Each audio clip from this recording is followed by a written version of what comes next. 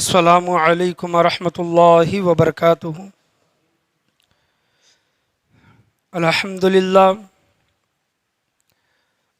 للہ نحمده ونستعینه ونستغفره ونؤمن به ونتوکل علیہ ونعوذ باللہ من شرور انفسنا ومن سیئات اعمالنا من يهده الله فلا مضل له ومن يضلل فلا هادي له ونشهد أن لا إله إلا الله وحده لا شريك له ونشهد أن سيدنا ومولانا محمدا عبده ورسوله أما بعد فأعوذ بالله من الشيطان الرجيم بسم الله الرحمن الرحيم فاسألوا أهل الذكر إن كنتم لا تعلمون صدق اللہ ومولانا رسوله النبی الامین المکین الکریم وعلى آلہ الشاہدین والشاکرین والحمد للہ رب العالمین۔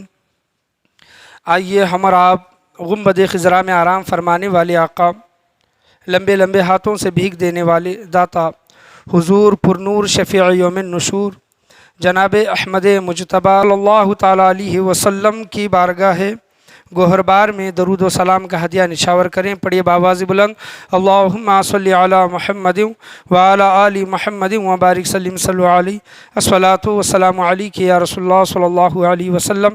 اور ایک مرتبہ نبی اور آل نبی کی بارگاہ میں درود و سلام کا ہدیہ نشاور کریں، اللہم صلی علی محمد وعلی آل محمد وبارک سلم صلی علیہ الصلاۃ والسلام علیک یا رسول اللہ صلی اللہ تعالیٰ علیہ وسلم۔ الحمدللہ آج میرے تقریر کا عنوان، جمعہ کا موضوع، یہ دوسرا جمعہ چل رہا ہے، سیرت امام اعظم ابو حنیفہ رضی اللہ تعالیٰ عنہ کا یہ دوسرا جمعہ ہے۔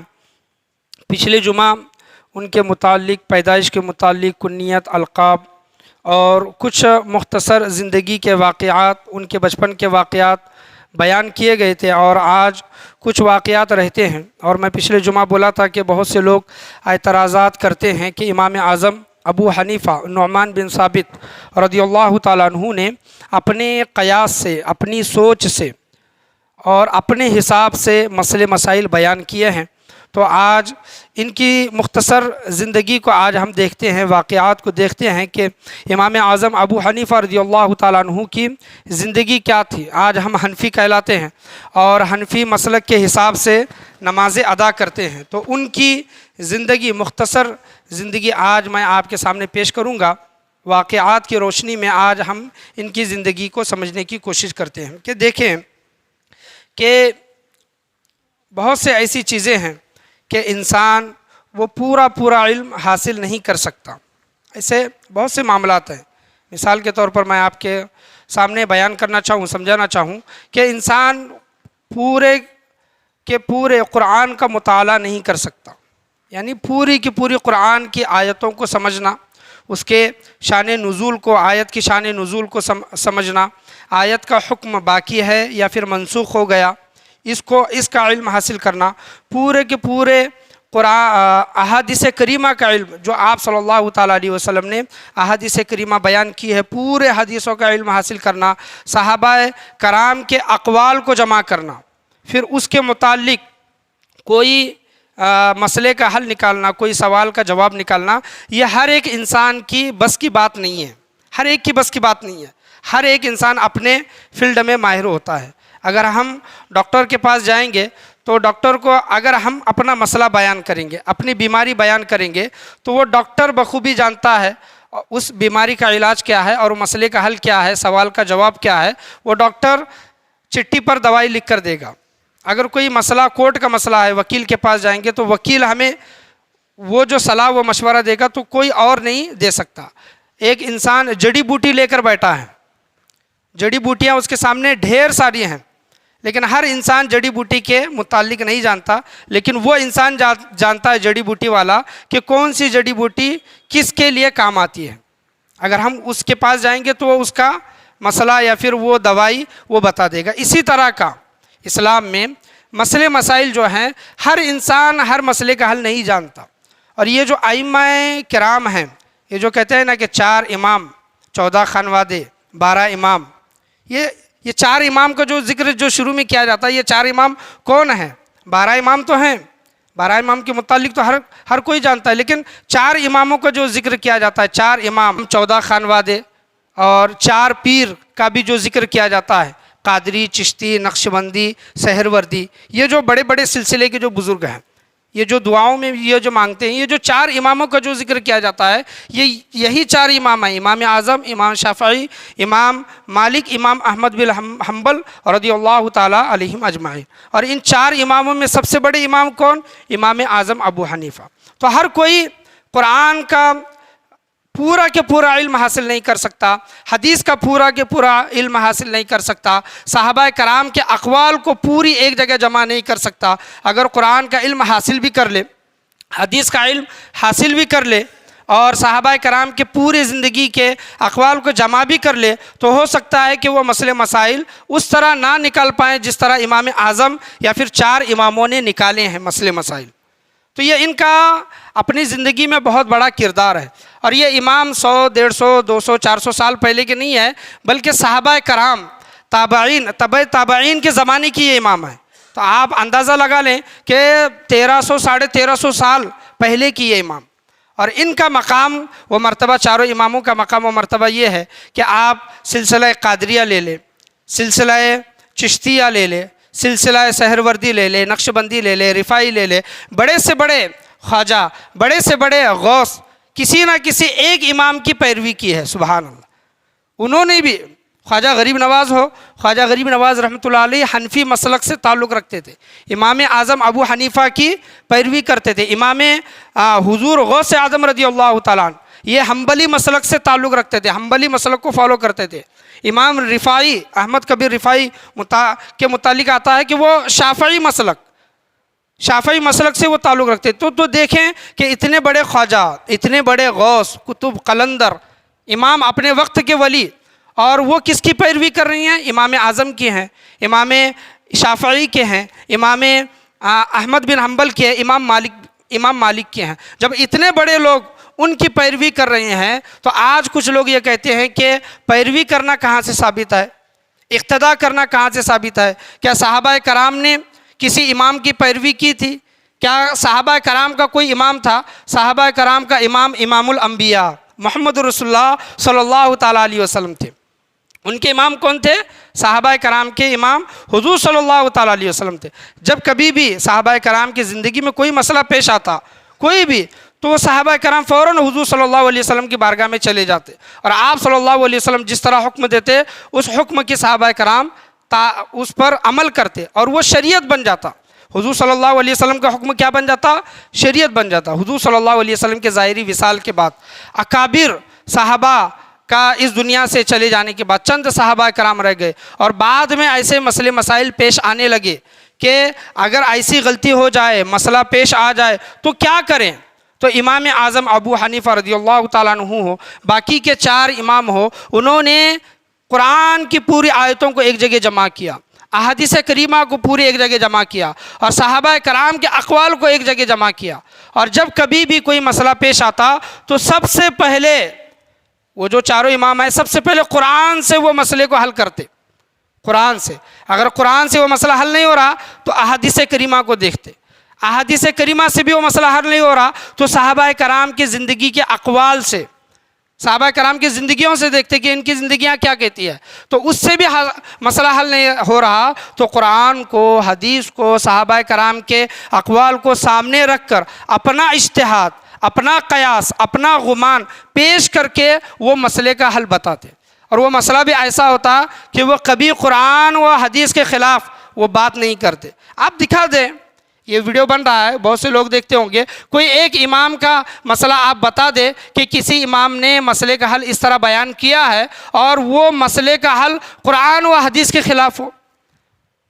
اگر آپ بتا دیں گے تو ہمارے بہت سے ایسے امام ہیں، علماء کرام ہیں کہ آپ کے اس سوال کا، اس اعتراض کا بھی جواب دے سکتے ہیں۔ اتنی قابلیت آج کے ہمارے علماء اہل سنت میں آج ہے، تو وہ اس کا بھی اعتراض، جو بھی آپ چیزیں اعتراضات کرتے ہیں تو ان اعتراضات کا جوابات ہمارے علماء بخوبی دیتے ہیں۔ تو اسی طرح کا واقعہ یہ جو امام اعظم ابو حنیفہ رضی اللہ تعالیٰ عنہ، امام اعظم وہ ہستی ہیں جن کو سراج الائمہ کا لقب ملا، یعنی اماموں کے سورج، سراج الائمہ کا لقب امام اعظم ابو حنیفہ رضی اللہ تعالیٰ عنہ کو ملا۔ جواہر البیان صفحہ نمبر 106 کا واقعہ ہے۔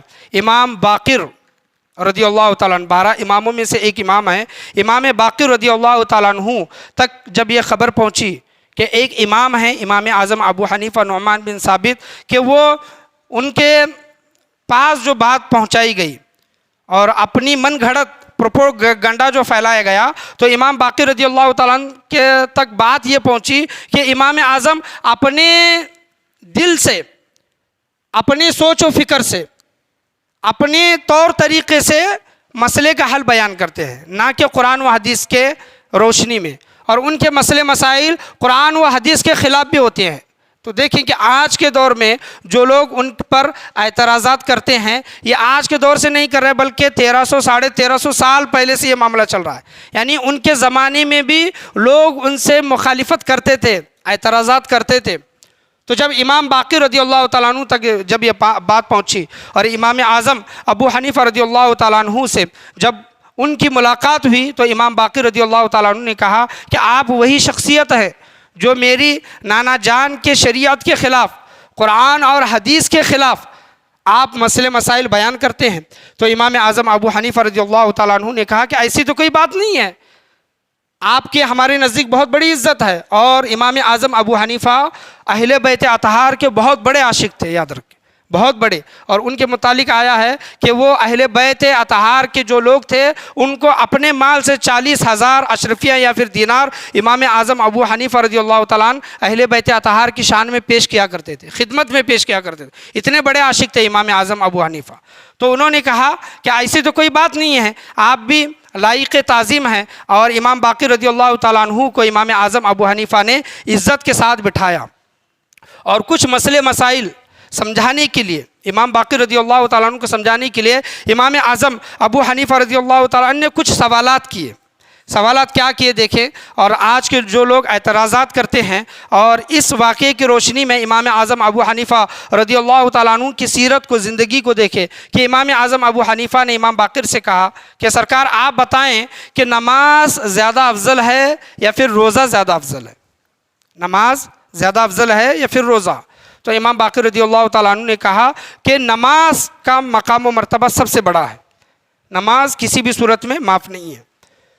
تو امام اعظم ابو حنیفہ رضی اللہ تعالیٰ عنہ نے کہا کہ میرا فتویٰ یہ ہے، میرے مسئلے کا حل یہ ہے کہ جب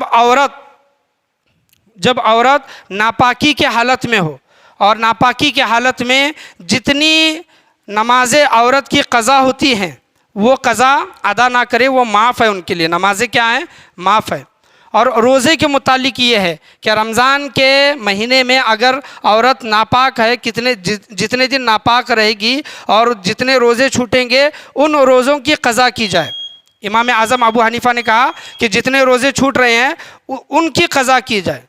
اگر آپ بتا رہی ہیں کہ نماز سب سے زیادہ افضل ہے، اگر میرا فتویٰ قرآن اور حدیث کے خلاف ہوتا تو میں فتویٰ یہ دیتا کہ روزوں کی قضا نہ کی جائے، روزوں کی قضا نہ کی جائے، بلکہ افضل عبادت نماز ہے، نمازوں کی قضا کی جائے، نمازوں کی قضا کی ادائیگی کی جائے۔ تو یہ میرا فتویٰ کس کے خلاف ہے؟ بلکہ نمازیں معاف ہے اور روزے جتنے بھی چھوٹے ہیں وہ روزے ادا کرنا، تو میرا فتویٰ قرآن اور حدیث کے خلاف نہیں ہے۔ دوسرا انہوں نے سوال کیا کہ آپ بتائیں کہ پیشاب زیادہ ناپاک ہے یا پھر منی ناپاک ہے، جو انسان کے بدن سے جو نکلتی ہے؟ تو امام باقر رضی اللہ تعالیٰ عنہ نے کہا کہ پیشاب سب سے زیادہ ناپاک ہے، اور ہے بھی کہ حضور صلی اللہ علیہ وسلم نے احادیث کریمہ میں ذکر آیا ہے کہ پیشاب کے قطروں سے بچو، ٹھہر کر پیشاب جو کرتے ہیں اور پیشاب کے قطرے جو بدن پر اڑتے ہیں، تو ایک احادیث کریمہ میں یہ بھی ذکر آیا ہے کہ 2 لوگوں پر قبر میں عذاب ہو رہا تھا، ایک پر عذاب اس وجہ سے ہو رہا تھا کہ وہ پیشاب کے چھینٹوں سے نہیں بچتا تھا، پیشاب کے چھینٹوں سے نہیں بچتا تھا۔ تو امام باقر نے کہا کہ پیشاب زیادہ ناپاک ہے۔ تو امام اعظم ابو حنیفہ رضی اللہ تعالیٰ عنہ نے کہا کہ میرا فتویٰ یہ ہے کہ اگر مرد کے یا پھر انسان کے جسم سے اگر منی نکلے، منی نکلے تو اس پر غسل واجب ہے، اس پر غسل واجب ہے۔ پیشاب سب سے زیادہ ناپاک ہے۔ اگر میرا فتویٰ، میرا مسئلہ قرآن اور حدیث کے خلاف ہوتا اور اپنے من مرضی کے مطابق ہوتا تو میں یہ فتویٰ دیتا کہ جو بھی انسان پیشاب کر رہا ہے، پیشاب کرنے کے بعد وہ پاکی حاصل کرے، یعنی نہائے، اس پر غسل واجب ہوگا۔ تو میرا فتویٰ قرآن اور حدیث کے خلاف نہیں ہے۔ تو میرا فتویٰ یہی ہے قرآن و حدیث کے طریقے پر کہ اگر منی نکل جائے تو اس انسان پر کیا ہے؟ غسل واجب ہے، غسل کرنا چاہیے۔ اگر پیشاب نکلے تو وہ وضو کر لے۔ یہ امام اعظم ابو حنیفہ رضی اللہ تعالیٰ نے امام باقر سے کہا۔ اور تیسرا سوال کیا کہ آپ بتائیں سرکار کہ مرد زیادہ طاقتور ہے یا پھر عورت زیادہ طاقتور ہے؟ تو امام باقر رضی اللہ تعالیٰ نے کہا کہ مرد زیادہ طاقتور ہے۔ تو امام اعظم ابو حنیفہ نے کہا کہ میرا فتویٰ یہ ہے کہ مرد کو وراثت میں، جائیداد میں ایک حصہ ملے مرد کو، اور عورت کو اس کا آدھا ملے، مرد کا آدھا ملے۔ اگر میرا فتویٰ قرآن اور حدیث کے خلاف ہوتا، اگر میں دیتا تو میرا فتویٰ یہ ہوتا کہ عورت کمزور ہے، عورت کو زیادہ حصہ دیا جائے، عورت کمزور ہے، عورت کو زیادہ حصہ دیا جائے، مرد طاقتور ہے، اس کو آدھا دیا جائے۔ لیکن میرا فتویٰ قرآن اور حدیث کے خلاف نہیں ہے۔ میرا فتویٰ یہی ہے کہ مرد کو قرآن کے حساب سے ایک حصہ اور عورت کو مرد کا آدھا حصہ دیا جائے۔ تو امام باقر رضی اللہ تعالیٰ نے کھڑے ہوئے امام اعظم ابو حنیفہ کی پیشانی کو چومی اور کہا کہ لوگ آپ کے خلاف غلط افواہیں پھیلا رہی ہیں کہ آپ قرآن و حدیث کے خلاف فتوے دیتے ہیں۔ بے شک آپ قرآن و حدیث کے خلاف فتوے نہیں دیتے، بلکہ قرآن اور حدیث کی روشنی میں ہی آپ فتوے دیتے ہیں۔ تو یہ معاملہ کلیئر ہو گیا۔ تو دیکھیں کہ اہل بیت اطہار کے سامنے بھی لوگ، 12 امام جو تھے ان کے سامنے بھی لوگ امام اعظم ابو حنیفہ رضی اللہ تعالیٰ عنہ کی برائی اور ان کے خلاف بھڑکانے کی لوگ کوشش کرتے۔ آج بھی اس زمانے میں وہ لوگ ہیں جو یہ کہتے ہیں کہ اماموں کی پیروی جائز نہیں ہے، صحابہ کرام نے کسی کی پیروی نہیں کی تو آپ کیوں کرتے ہیں؟ صحابہ کرام کو ضرورت نہیں تھی کسی امام کی، جبکہ امام الانبیاء ان کے درمیان موجود تھے۔ جب صحابہ کا زمانہ گزر گیا، تابعین کا زمانہ آیا، تبع تابعین کا زمانہ آیا، تو ایسی ضرورت پیش آئی کہ جو مسئلے مسائل ہیں ان کا حل نکالا جائے، اور وہ کام چاروں اماموں نے کیا ہے۔ اور آج بھی علماء یہ بیان کرتے ہیں، علماء کی بات میں کر رہا ہوں کہ آج بھی اگر کوئی انسان 5واں مسلک بنانا چاہتا ہے تو بنا سکتا ہے، 5واں امام اگر بننا چاہتا ہے تو بن سکتا ہے۔ 4 امام ہیں نا، اگر آپ 5ویں امام بننا چاہتے ہیں تو بن سکتے ہیں، لیکن اس مقام پر آپ کو پہنچنا چاہیے جو چاروں امام جو پہنچے ہیں، ان اماموں تک، اس لیول تک ان کو پہنچنا چاہیے۔ اور ان چاروں اماموں کی پیروی کے علاوہ یا پھر ان سے کچھ سیکھے بغیر کوئی انسان کامیاب و کامران نہیں ہو سکتا، یاد رکھیں۔ بعض لوگ یہ بھی سوال کرتے ہیں کہ اپنے من مرضی سے یا پھر اپنے قیاس سے، اپنی سوچ و فکر سے فتویٰ دینا یہ کہاں سے ثابت ہے؟ ترمذی شریف کی حدیث، ابو داؤد شریف کی حدیث، مشکات شریف کی حدیث صفحہ نمبر 324 کی حدیث ہے کہ حضرت معاذ رضی اللہ تعالیٰ عنہ کو حضور صلی اللہ تعالیٰ علیہ وسلم نے کسی جگہ پر قاضی بنا کر یا پھر کسی جگہ پر آپ صلی اللہ علیہ وسلم نے بھیجا اور کہا کہ معاذ، اے معاذ، جب تمہیں کوئی ایسا مسئلہ پیش آئے تو تم سب سے پہلے کیا کرو گے؟ تو حضرت معاذ رضی اللہ تعالیٰ عنہ نے کہا کہ یا رسول اللہ صلی اللہ تعالیٰ علیہ وسلم، میں سب سے پہلے کوئی بھی سوال اگر پیش آئے، کوئی بھی مسئلہ اگر پیش آئے تو میں قرآن میں وہ دیکھوں گا۔ تو حضور صلی اللہ علیہ وسلم نے پوچھا، دیکھیں کہ حضور صلی اللہ علیہ وسلم کی دور اندیشی کتنی ہے، علم غیب کتنا ہے کہ آپ صلی اللہ علیہ وسلم بخوبی جانتے ہیں۔ حضور صلی اللہ علیہ وسلم نے کہا کہ اے معاذ، اگر قرآن میں اس مسئلے کا حل نہ ملے تو تم کیا کرو گے؟ حضرت معاذ نے کہا کہ یا رسول اللہ، پھر میں احادیث کریمہ میں، یعنی آپ کے حدیثوں میں اس کا حل ڈھونڈوں گا۔ حضور صلی اللہ علیہ وسلم نے پوچھا کہ اے معاذ، اگر حدیثوں میں بھی اگر کوئی مسئلے کا حل نہ ملے تو تم کیا کرو گے؟ تو حضرت معاذ رضی اللہ تعالیٰ عنہ نے کہا کہ یا رسول اللہ، پھر میں قرآن کو اور حدیث کو اپنے سامنے رکھوں گا اور اپنا اجتہاد اور اپنے قیاس سے اس مسئلے کا میں حل نکالوں گا۔ سبحان اللہ، اس مسئلے کا محل حضور صلی اللہ علیہ وسلم کے سامنے وہ بات کر رہے ہیں۔ ترمذی شریف اور ابو داؤد شریف، مشکات شریف کی حدیث میں پیش کر رہا ہوں، حضور صلی اللہ علیہ وسلم حضرت معاذ رضی اللہ تعالیٰ عنہ کے سینے پر مارتے ہیں، خوشی سے حضور صلی اللہ علیہ وسلم ان کے سینے پر مارتے ہیں اور کہتے ہیں کہ اپنے رسول کے قاصد کو اس کام کی توفیق دی جسے اللہ کا رسول اس سے راضی ہے۔ سبحان اللہ۔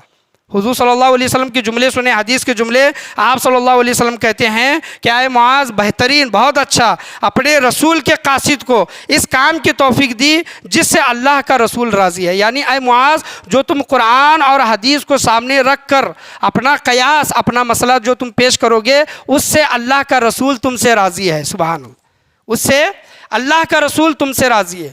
تو کوئی بھی مسئلہ، میں ایک چیز آپ کے سامنے بیان کرنا چاہوں کہ کوئی مسئلہ بیان کر رہے ہیں تو وہ قرآن اور حدیث کے خلاف نہیں ہونا چاہیے، قرآن اور حدیث کے خلاف نہیں ہونا چاہیے، بلکہ قرآن اور حدیث کے روشنی میں، قرآن اور حدیث کی روشنی میں اس مسئلے کا حل نکالنا چاہیے۔ اگر قرآن و حدیث کی روشنی میں نہیں ملتا، قرآن و حدیث کے بعد صحابہ کرام کی زندگی، صحابہ کرام کی زندگیوں کو دیکھے، اگر ان کی زندگیوں میں کوئی عمل ملتا ہے تو ان کی زندگی کے اس عمل کو ثبوت بنا کر، دلیل بنا کر آپ لوگوں کے سامنے پیش کر سکتے ہیں، یا پھر کسی بزرگ کا۔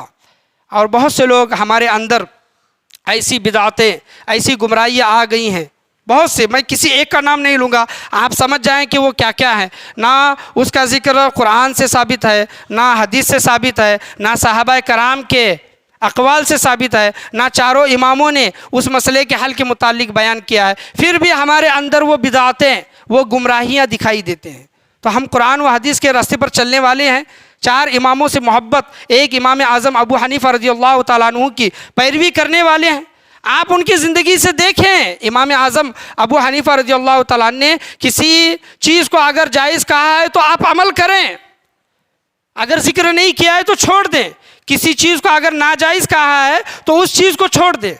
یہ کیا چیز ہے کہ ہمارے باپ دادا کرتے تھے، ہمارے بڑے بڑکے کرتے تھے، کر کے ہم کر رہے ہیں، نہ اس کا ثبوت قرآن سے ہے، نہ حدیث سے ہے، نہ صحابہ کرام کی زندگیوں سے ہے، نہ کسی بڑے اللہ والے سے ہے، نہ چار اماموں سے، امام اعظم ہیں، امام شافعی ہیں، امام مالک ہیں، امام احمد بن حنبل ہے، نہ ان کے کتابوں سے کوئی چیز ثابت نہیں ہے، اور وہ چیز ہم کر رہے ہیں۔ تو یہ چیز کیا ہے؟ کھلی طور پر بدعت ہے اور گمراہی ہے۔ تو یہ انہوں نے جو کام کیا ہے نا، یہ چاروں اماموں نے جو مسئلے مسائل کو جو حل کیا ہے، یہ بہت بڑا کام ہے، یاد رکھے۔ آج کے دور کا انسان ان چیزوں کو حل نہیں کر سکتا، اور قرآن اور حدیث میں بہت سے ایسی چیزیں ہیں۔ ایک صحابی رسول کہتے ہیں کہ اگر میری اونٹ کی نکیل گم ہو جائے تو میں وہ بھی قرآن سے میں اس کو حاصل کروں گا، اس کا جواب حاصل کروں گا۔ یہ چیز کیوں بیان کرتے تھے؟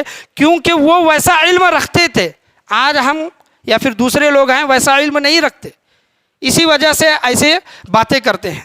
امام اعظم ابو حنیفہ رضی اللہ تعالیٰ عنہ کے متعلق آتا ہے کہ حیات امام ابو حنیفہ رضی اللہ تعالیٰ عنہ، یہ کتاب سے یہ واقعہ لیا گیا ہے کہ امام اعظم ابو حنیفہ رضی اللہ تعالیٰ عنہ کا اجتہاد دیکھے، ان کا ذہن دیکھے کہ ان کا ایک مناظرہ ہوا، اور مناظرہ یہ ہوا کہ کیا خدا اللہ تبارک و تعالیٰ کی ذات ہے؟ اللہ کی ذات موجود ہے۔ بہت سے لوگ اس چیز کا بھی انکار کرتے ہیں، خدا کا بھی انکار کرتے ہیں کہ کوئی خدا وغیرہ نہیں ہے، یہ دنیا اپنے آپ آٹومیٹک چل رہی ہے، اور کسی خدا کی عبادت نہیں کرتے، کسی خدا کو نہیں مانتے لوگ۔ تو امام اعظم ابو حنیفہ رضی اللہ تعالیٰ عنہ کا مناظرہ ہوا۔ امام اعظم ابو حنیفہ رضی اللہ تعالیٰ عنہ ان ملحدوں کے سامنے آئے، خدا کو نہ ماننے والوں کے سامنے آئے، اور کہا کہ تمہارا کیا خیال ہے؟ انہوں نے ایک دلیل پیش کی کہ تمہارا کیا خیال ہے کہ سمندر میں ایک کشتی ہے، اور وہ کشتی بغیر ملاح کے چل رہی ہے، یعنی بغیر کشتی چلانے والے کے وہ کشتی چل رہی ہے، اور وہ بندرگاہ پر جاتی ہے، اور کشتی میں جو سامان ہے وہ اپنے آپ اترتا ہے۔ کشتی سمندر میں اگر طوفان آ رہا ہے تو وہ طوفان سے خود بخود وہ کشتی لڑ رہی ہے اور آگے اپنا سفر طے کر رہی ہے بغیر کسی ملاح کے، کشتی چلانے والے کے۔ تو ان لوگوں نے کہا کہ ایسا تو ممکن ہی نہیں ہے کہ بغیر ملاح کے کوئی کشتی کو چلائے۔ تو امام اعظم ابو حنیفہ نے کہا کہ جب ایک کشتی بغیر ملاح کے چل نہیں سکتی، بغیر ناؤ کشتی چلانے والے کے چل نہیں سکتی، تو اتنی بڑی دنیا کا نظام جو زمین و آسمان ہے، جو یہ نظام چل رہا ہے، سورج کا نکلنا، سورج کا ڈوبنا، چاند کا نکلنا، چاند کا ڈوبنا، تو اس کے پیچھے بھی کوئی نہ کوئی طاقت ہے نا۔ اس کو چلانے والا بھی کوئی نہ کوئی ہے نا، تو وہ ذات کس کی ہے؟ وہ اللہ تبارک و تعالیٰ کی ذات ہے۔ تو وہاں پر جتنے بھی لوگ حاضر تھے تمام لوگوں نے امام اعظم ابو حنیفہ رضی اللہ تعالیٰ عنہ کے ہاتھ پر توبہ کی اور اسلام لے کر آئے۔ سبحان اللہ، یہ ان کا علم، اس پائے کا علم تھا امام اعظم ابو حنیفہ رضی اللہ تعالیٰ عنہ کا۔ تو اللہ تبارک و تعالیٰ کچھ لوگوں کو ایسا علم عطا کرتا ہے کہ ویسا علم بہت سے لوگوں کو وہ حاصل نہیں ہوتا۔ کہ دیکھیں کہ حضرت علی رضی اللہ تعالیٰ عنہ کے دور میں ایک واقعہ ہوا۔ واقعہ کیا ہوا کہ دو عورتوں کی ڈیلیوری ہوئی، دو عورتوں کی رات کے وقت میں ڈیلیوری ہوئی، اور دونوں عورتوں کو، ایک کو لڑکا پیدا ہوا اور ایک کو لڑکی پیدا ہوئی، اور بچے تبدیل ہو گئے، اور دونوں ماؤں نے یہ کہا کہ لڑکا میرا ہے، دونوں ماؤں نے یہ کہا۔ تو اس وقت حضرت علی رضی اللہ تعالیٰ عنہ موجود تھے، تو کسی نے حضرت علی رضی اللہ تعالیٰ عنہ کی بارگاہ میں یہ سوال پیش کیا کہ ایسا معاملہ ہوا ہے اور رات کے اندھیرے میں بچہ پیدا ہوا ہے، بچہ کس کا ہے یہ معلوم نہیں پڑ رہا، تو آئے علی رضی اللہ تعالیٰ عنہ آپ بتائیں۔ تو حضرت علی رضی اللہ تعالیٰ عنہ نے کہا کہ دونوں ماں کا دودھ وزن کیا جائے، ماں کا دودھ نکال کر وزن کیا جائے، جس ماں کا دودھ بھاری ہوگا، وزنی ہوگا، لڑکا اس ماں کا ہے۔ سبحان اللہ، لڑکا اس ماں کا ہے۔ تو دونوں عورتوں کا دودھ نکال کر وزن کیا گیا، ایک عورت کا دودھ وزنی آیا اور لڑکا اس عورت کے حوالے کیا گیا، لڑکا اس عورت کے حوالے کیا گیا۔ تو حضرت علی رضی اللہ تعالیٰ عنہ سے پوچھا گیا کہ آپ نے اس مسئلے کا حل کس طرح نکالا؟ تو حضرت علی رضی اللہ تعالیٰ عنہ کہتے ہیں کہ قرآن میں آیا ہے کہ لڑکے کا ایک حصہ اور لڑکی کا آدھا حصہ، تو جس ماں کا دودھ زیادہ وزنی ہے تو اللہ تبارک و تعالیٰ نے لڑکے کے پیدائش کے ساتھ ہی ماں کو وہ دودھ اتنی غذا عطا کی ہے جتنی لڑکے کو کافی ہو۔ بتانے کا حاصل کلام یہ، نہ قرآن میں اس کا ذکر ہے نہ حدیث میں اس کا ذکر ہے۔ تو اللہ تبارک و تعالیٰ کچھ لوگوں کا ایسا علم عطا کرتا ہے جو ہر ایک کے پاس نہیں ہوتا۔ تو امام اعظم ابو حنیفہ رضی اللہ تعالیٰ عنہ کا معاملہ بھی ایسا ہے کہ وہ مسائل اس طرح نکالتے کہ لوگوں کے دماغ ذہن میں بھی وہ باتیں نہیں آیا کرتی۔ امام اعظم ابو حنیفہ رضی اللہ تعالیٰ عنہ کے پاس ایک انسان آیا اور کہنے لگا کہ میرا ایک خزانہ ہے اور وہ گم ہو گیا ہے، مجھے مل نہیں رہا، میں کیا کروں؟ میں بہت کوشش کر رہا ہوں لیکن مجھے مل نہیں رہا۔ امام اعظم ابو حنیفہ نے کہا کہ جاؤ رات کے وقت میں وضو کرو، مصلی بچھاؤ اور 200 رکعت نفل نماز ادا کرو۔ کیا کرو؟ 200 رکعت، پوری 200 رکعت نفل نمازیں تمہیں ادا کرنی ہے۔ تو وہ شخص کھڑا ہو گیا اور جب اس نے رکعت باندھی، کچھ ہی رکعت پڑی تھی کہ اس کو یاد آیا کہ میں نے خزانہ کہاں چھپایا ہے۔ یعنی شیطان نے اس کو 200 رکعت نفل نماز پڑھنے نہیں دی، بلکہ شیطان نے بتا دیا کہ تمہارا خزانہ وہاں ہے۔ جب امام اعظم ابو حنیفہ کو یہ بات پہنچی تو انہوں نے کہا کہ کتنا اچھا ہوتا کہ وہ 200 رکعت نفل نماز پڑھتا تو اللہ تبارک و تعالیٰ اس کو ثواب بھی عطا کرتا اور خزانہ بھی اس کو ملتا۔ تو دیکھیں کہ ایک انسان، میں ایک چیز آپ کے سامنے بیان کر رہا ہوں، اس سے کوئی نہیں بچ سکتا، میں ہوں یا پھر آپ، ہم اس طرح نارمل بیٹھے ہیں تو ہمارے ذہن میں خیالات وغیرہ نہیں آتے۔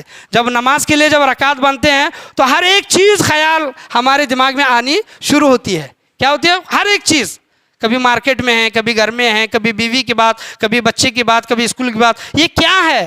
یہ شیطان ہمارے اندر وسوسہ ڈالتا ہے۔ اگر وہ وسوسے سے جھٹک کر ہم پھر نماز کی طرف رجوع کرتے ہیں، پھر وسوسہ آتا ہے، پھر اللہ کی طرف رجوع کرتے ہیں، تو گویا ہم نماز میں شیطان کے ساتھ ہم لڑ رہے ہیں، اور ایسی نماز کا ثواب سب سے زیادہ ہے۔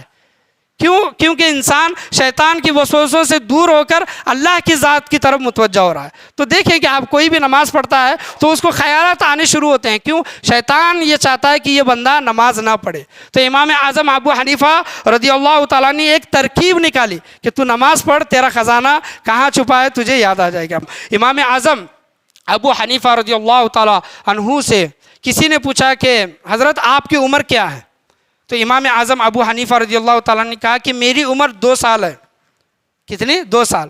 تو وہ شخص حیران ہو گیا، چونک گیا۔ چونکنے کے بعد امام اعظم ابو حنیفہ نے کہا کہ چونکو مت، اصل میں میری عمر 60 سال ہے۔ کتنی ہے؟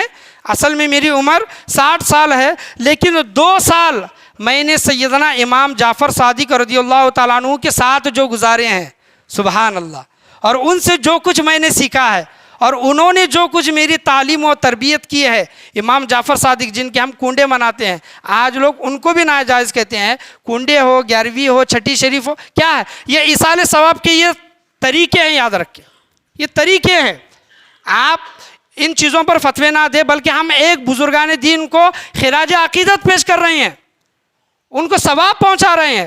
اور ایصال ثواب حدیث سے ثابت ہے، حضور صلی اللہ تعالیٰ علیہ وسلم نے خود ایصال ثواب کرنے کا صحابی رسول کو حکم دیا ہے۔ تو وہ امام جعفر صادق رضی اللہ تعالیٰ عنہ کے ساتھ امام اعظم کہتے ہیں کہ میں ان کے ساتھ جو 2 سال رہا تو وہ عمر میں لوگوں کو بتاتا ہوں۔ اگر امام اعظم یعنی میں امام جعفر صادق رضی اللہ تعالیٰ عنہ کے ساتھ 2 سال اگر وہ نہیں گزارتا، آج امام اعظم ابو حنیفہ تباہ و ہلاک ہو جاتا۔ اللہ اکبر! کہ دیکھیں کہ اہل بیت اطہار سے وہ کس طرح محبت کرتے تھے، اور لوگوں کو سکھاتے ہیں کہ لوگوں اہل بیت اطہار کے ہمیشہ شکر گزار رہو، احسان مند رہو، ان کا بہت بڑا احسان امت پر ہے۔ کہ امام اعظم ابو حنیفہ رضی اللہ تعالیٰ عنہ کے متعلق چند علماء کرام کے اقوال میں بیان کرتا ہوں کہ ان کا علمی مقام امام اعظم ابو حنیفہ کا کیا تھا۔ شارح معطا نے ایک قول بیان کیا ہے کہ امام اعظم ابو حنیفہ رضی اللہ تعالیٰ عنہ سے 1700 حدیثیں روایت ہیں۔ امام اعظم آپ سے 1700 زرقانی کی ہے، میں کتاب کا حوالہ دے رہا ہوں۔ اور دوسرا ملا علی قاری رحمۃ اللہ علیہ بیان کرتے ہیں کہ امام اعظم ابو حنیفہ نے 83,000 مسئلوں کا حل بیان کیا ہے۔ سبحان اللہ! کتنے؟ ایک نہیں، 2 نہیں۔ آج ہم سے کوئی ایک مسئلہ پوچھے تو ہم پورے کتابیں کھنگالنا یا پھر پوچھنا، علماء سے پوچھنا، ہم یہ شروع کرتے ہیں۔ 1-2 مسئلے مسائل نہیں، بلکہ امام اعظم ابو حنیفہ نے 83,000 مسئلوں کا حل بیان کیا ہے۔ ملا علی قاری رحمۃ اللہ علیہ بیان کرتے ہیں، اور یہ اتنے بڑے امام ہیں کہ خواجہ غریب نواز رحمۃ اللہ علیہ ان کی پیروی کرنے والے ہیں، حنفی مسلک سے تعلق رکھنے والے ہیں۔ اللہ تبارک و تعالیٰ قرآن مجید فرقان حمید میں یہی چیز ارشاد فرماتا ہے کہ فَاسْأَلُوا أَهْلَ الذِّكْرِ إِن كُنتُمْ لَا تَعْلَمُونَ، تم اہل ذکر سے یعنی علم والوں سے، اہل ذکر سے پوچھ لیا کرو اگر تمہیں خود کچھ معلوم نہ ہو۔ یہ 14ویں پاری کی آیت ہے، خطبے کے بعد میں نے پڑھی تھی، سورہ نحل کی 14واں پارہ 11واں رکوع۔ اللہ تبارک و تعالیٰ فرماتا ہے فَاسْأَلُوا أَهْلَ الذِّكْرِ إِن كُنتُمْ لَا تَعْلَمُونَ، تم اہل ذکر سے، علم والوں سے پوچھ لیا کرو اگر تمہیں خود کچھ معلوم نہ ہو۔ اور بہت سے لوگ یہ کہتے ہیں نا کہ ان کی پیروی مت کرو، ان کی پیروی مت کرو۔ کیا صحابہ کرام نے کسی امام کی پیروی کی تھی کیا؟ تو وہ جو لوگ کہہ رہے ہیں وہ خود اپنی پیروی کرا رہے ہوتے ہیں، خود اپنی پیروی۔ یعنی ہم امام اعظم ابو حنیفہ رضی اللہ تعالیٰ عنہ کی پیروی نہ کریں اور تم ان کے متعلق جو بول رہے تمہاری پیروی کریں، تمہاری بات کو مان لیں، ان کی بات نہ مانیں۔ ان کی بات قرآن و حدیث کی روشنی میں تھی۔ آج میں جو بھی چیز میں آپ کے سامنے بول رہا ہوں آپ سن رہے ہیں تو آپ اس پر عمل کریں گے۔ تو جو لوگ یہ کہتے ہیں، کیا کہتے ہیں کہ ان کی پیروی نہ کرو، ان کی اقتداء نہ کرو، لیکن اپنے محلے کے امام کی، اپنے حافظ صاحب کی، اپنے مفتی صاحب کی لوگ اقتداء اور پیروی کرتے ہیں، اور ان کے اچھا بولنے کو اچھا جانتے ہیں، برا بولنے کو برا جانتے ہیں۔ اور امام اعظم ابو حنیفہ نے 1300 سال پہلے جو مسئلے مسائل لوگوں کے سامنے بیان کیے ہیں، ان کے اس علم کو، ان کے اس اجتہاد کو لوگ انکار کرتے ہیں۔ تو ایسے بہت سے چیزیں ہیں انشاءاللہ عز و جل۔ کبھی اگر یوم وصال کے موقع پر امام اعظم ابو حنیفہ رضی اللہ تعالیٰ عنہ کے متعلق بہت سے ایسے واقعات ہیں، امام اعظم ابو حنیفہ اور ان کا اجتہاد کو لے کر انشاءاللہ عز و جل کبھی اگر موقع ملے آئندہ آنے والے سالوں میں تو بیان کرنے کی میں ضرور کوشش کروں گا۔ آج کے ذکر میں، آج کے درس میں، بیان میں، بولنے میں، سننے میں، سمجھانے میں کسی بھی قسم کی غلطی، کمی بیشی، کوتاہی، خامی ہوئی ہو، اللہ تبارک و تعالیٰ اپنے فضل و کرم سے اسے معاف عطا فرمائے، اور مرتے دم تک مسلک حنفی امام اعظم ابو حنیفہ رضی اللہ تعالیٰ عنہ کے مسلک کو فالو کرنے کی، ان کی پیروی کرنے کی، اتباع کرنے کی اللہ تبارک و تعالیٰ ہم تمام لوگوں کو توفیق و رفیق عطا فرمائے۔ آج کے بیان میں، بولنے میں، سمجھانے میں، سمجھنے میں کسی بھی قسم کی غلطی، کمی بیشی، کوتاہی، خامی، بھول چوک ہوئی ہوگی، اللہ تبارک و تعالیٰ اپنے فضل و کرم سے اسے معاف عطا فرمائے۔ چاروں امام حق پر ہیں، چاہے امام اعظم ہو، امام شافعی ہو، امام مالک ہو، امام حنبل ہو، آپ کس کی بھی پیروی کرنا چاہیں تو کر سکتے ہیں۔ سب سے بڑا رتبہ، سب سے بڑا مقام مقام جو ہے وہ امام اعظم ابو حنیفہ رضی اللہ تعالیٰ عنہ کا ہے، اور پوری دنیا میں اگر ہم دیکھیں گے تو ان کے ماننے والے، ان کے مسلک کو فالو کرنے والے امام اعظم کے یہ سب سے زیادہ دکھائی دیتے ہیں، کیونکہ انہوں نے صحابہ کرام کا زمانہ پایا ہے اور صحابہ کرام سے انہوں نے سیکھا ہے۔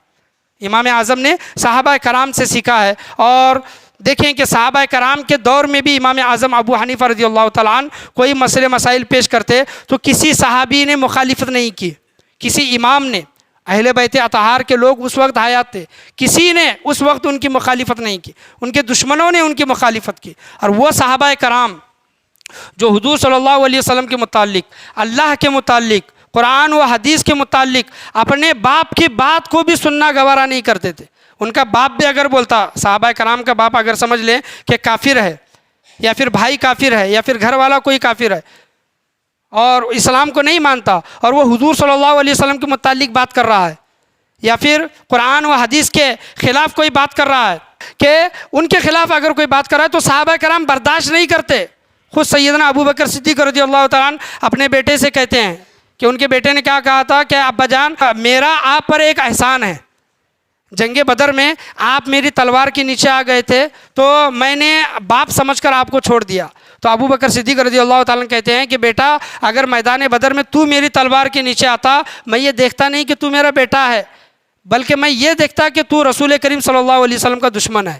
تو صحابہ کرام اپنے باپ سے لڑنا ہو تو لڑ جاتے، ماں سے لڑنا ہو تو لڑ جاتے، بھائی سے لڑنا ہو تو لڑ جاتے، اگر وہ بات قرآن و حدیث کے خلاف ہے، حضور صلی اللہ علیہ وسلم اور اللہ کے خلاف اگر کوئی بات پاتے تو صحابہ کرام ان سے لڑتے۔ اور صحابہ کرام کے دور میں امام اعظم ابو حنیفہ رضی اللہ تعالیٰ عنہ مسئلے مسائل بیان کر رہے ہیں، مسئلوں کا حل لوگوں کو دے رہے ہیں، اور کسی صحابی نے مخالفت نہیں کی۔ تو اس بات سے کیا پتہ چلتا ہے کہ امام اعظم ابو حنیفہ رضی اللہ تعالیٰ عنہ حق پر تھے۔ اگر حق پر نہ ہوتے تو کوئی نہ کوئی ایک صحابی، زندگی آپ اٹھا کر دیکھ لے، کسی ایک صحابی کی زندگی آپ دیکھ لیتے کہ کسی صحابی نے ان کی مخالفت کی ہو، یا پھر اہل بیت اطہار کے کسی فرد نے ان کی مخالفت کی ہو۔ تو مخالفت بالکل ہرگز دکھائی نہیں دیتی۔ مخالفت ہوتی تھی ان کے زمانے میں جو ان کے دشمن تھے، اور آج بھی ہو رہی ہے، آئندہ آنے والے قیامت تک بھی ان کی مخالفت ہوتی رہی تھی، ہوتی رہے گی۔ ان کے چاہنے والے اس دور میں بھی تھے، آج کے دور میں بھی ہے، اور انشاءاللہ عز و جل آنے والے دور میں بھی ان کے چاہنے والے، ان کی اتباع اور پیروی کرنے والے لوگ رہیں گے۔ اللہ تبارک و تعالیٰ ایسی جماعتوں میں ہمارا شمار عطا فرمائے، اور ہماری آنے والی نسلوں کو بھی چاروں اماموں میں سے کسی ایک امام کی پیروی اتباع کرنے کی توفیق عطا فرمائے۔ وہ بڑے خواجہ خواجگاں حضرت خواجہ غریب نواز، غوثوں کے غوث اعظم امام احمد کبیر رفاعی، آپ دیکھ لیں کہ نقش بندی سلسلے کے بزرگ ہو، سہروردی سلسلے کے بزرگ ہو، کسی سلسلے کے بزرگ ہو، انہوں نے چاروں اماموں میں سے کسی ایک امام کی پیروی ضرور کی ہے۔ جب اتنے بڑے لوگ ان کی پیروی کر رہے ہیں تو ہم اور آپ، میری اور آپ کی ذات کیا ہے؟ تو ضرور پیروی کرنا چاہیے۔ ان کی پیروی گویا قرآن و حدیث کی پیروی، اللہ اور رسول کی پیروی، ان کے راستے پر چلنا گویا قرآن اور حدیث کے راستے پر چلنا ہے۔ آج کے درس میں جو کچھ بھی بولا سنا سمجھا، اللہ تبارک و تعالیٰ بولنے سننے سے زیادہ عمل کی توفیق عطا فرمائے۔ لا الہ الا اللہ محمد رسول اللہ صلی اللہ تعالیٰ علیہ وسلم، وآخر دعوانا ان الحمد للہ رب العالمین۔